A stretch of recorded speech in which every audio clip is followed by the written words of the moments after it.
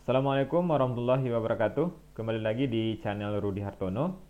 Pada video kali ini kita akan membahas soal IPA kelas 8 semester 2 dengan materi getaran, gelombang, dan bunyi.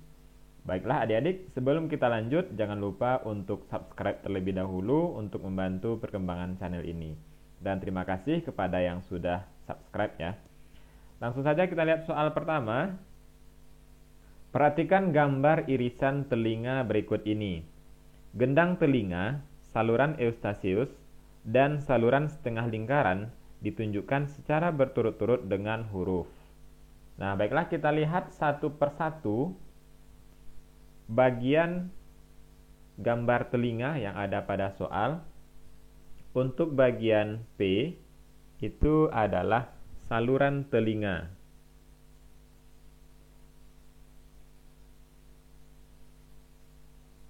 Kemudian R adalah gendang telinga.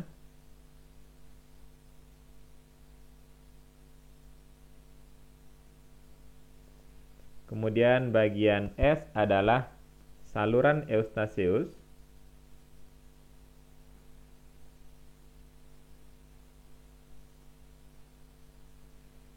Sedangkan bagian T adalah saluran setengah lingkaran.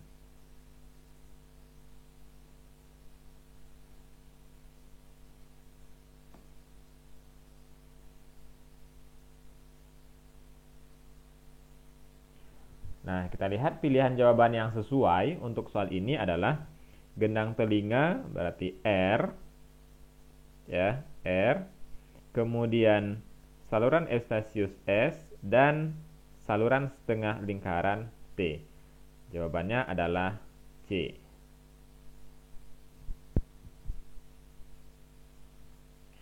Pada saat mendengar suara sangat keras, sebaiknya kita membuka mulut. Tujuan dari tindakan tersebut adalah A. Dapat bernapas lega, B. Tekanan udara telinga tengah sama dengan telinga luar, C.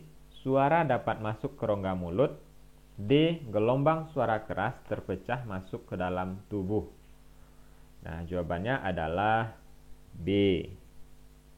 Kenapa? Karena pada salah satu bagian telinga, yaitu saluran eustachius, berfungsi untuk menghubungkan antara mulut dengan telinga bagian tengah, ya. Sehingga ketika kita membuka mulut, maka tekanan udara telinga tengah tersebut sama nanti dengan telinga luar, sehingga tidak merusak kepada gendang telinga. Berikut ini adalah struktur yang terdapat dalam telinga manusia.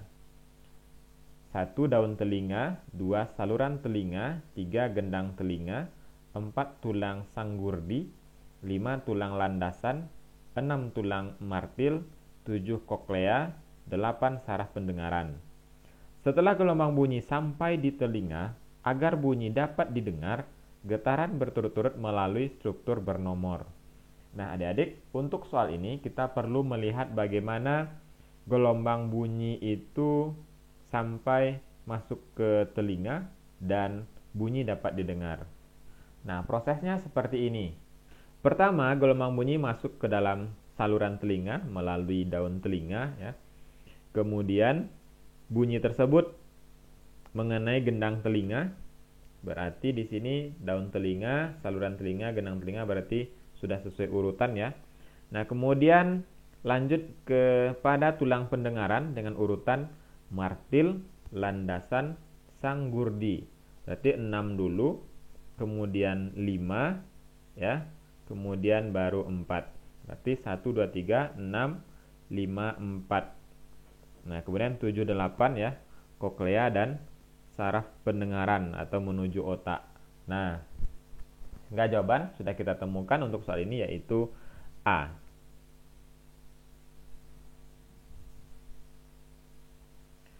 Sebuah bandul digetarkan selama 1 menit sehingga menghasilkan 40 getaran. Periode bandul tersebut adalah titik-titik sekon. Nah, sekarang kita akan menghitung periode ya. Kita ingat kembali, untuk menghitung periode kita menggunakan rumus T sama dengan T per N. Nah, apa itu? T adalah waktu. T adalah waktu. Kemudian N adalah jumlah getaran.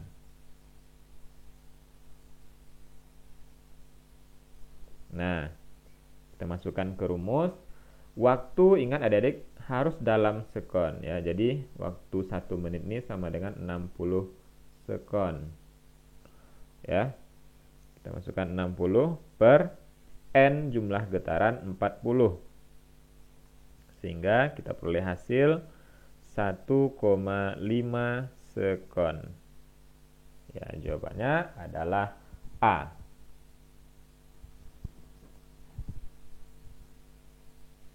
Perbedaan yang mendasar antara gelombang transversal dan gelombang longitudinal adalah A. Frekuensinya, B. Amplitudonya, C. Arah rambatnya, D. Panjang gelombang.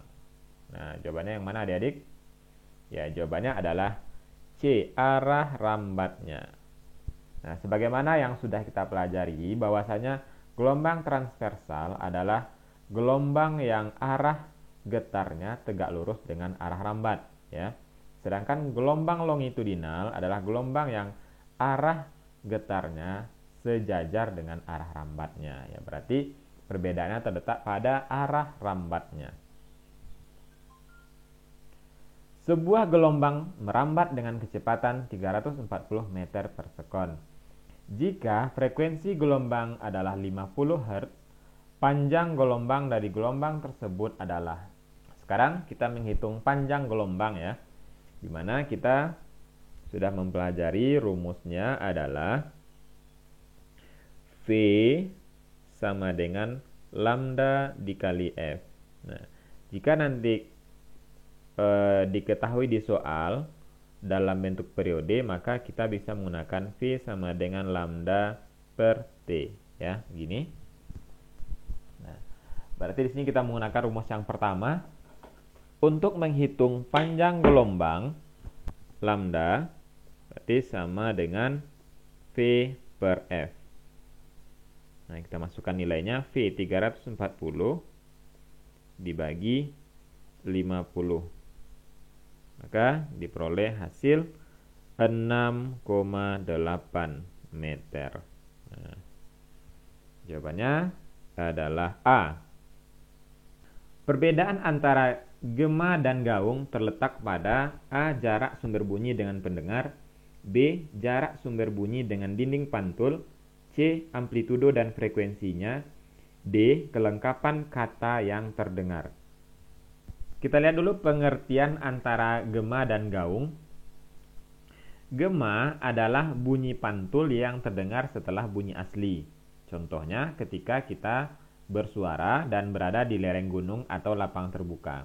Di sini kondisinya adalah dinding pantul berada jauh dari sumber ya.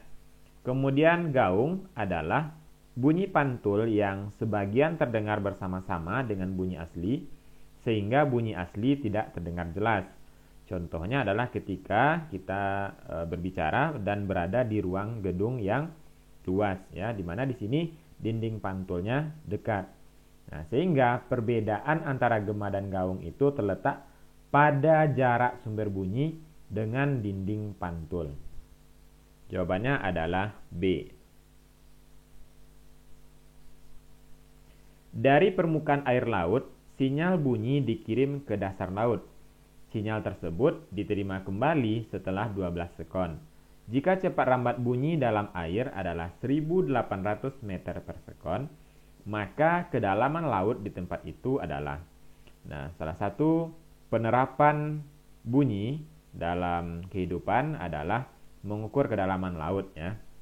Nah, di sini kita menggunakan rumus S sama dengan V dikali T per 2 ya, di mana V adalah cepat rambat bunyi, T adalah waktu, dan S adalah kedalaman. Nah, kita masukkan nilai yang ada pada soal. V 1800 kali T 12 per 2. Oke, ini bisa kita sederhanakan. 6 sama dengan 10.800 meter. Nah, jawabannya adalah C. Telinga manusia normal mampu mendengar bunyi yang memiliki frekuensi titik-titik. A. Kurang dari 20, B. Lebih dari 20.000, C. Antara 20 sampai 20.000, D. Lebih dari 200.000. Nah, kita sudah mempelajari bahwasanya manusia itu mampu mendengar bunyi yang dinamakan audiosonik.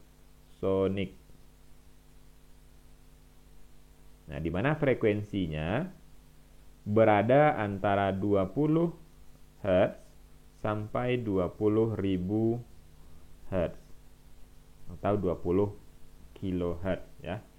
Sehingga jawaban untuk soal ini adalah C.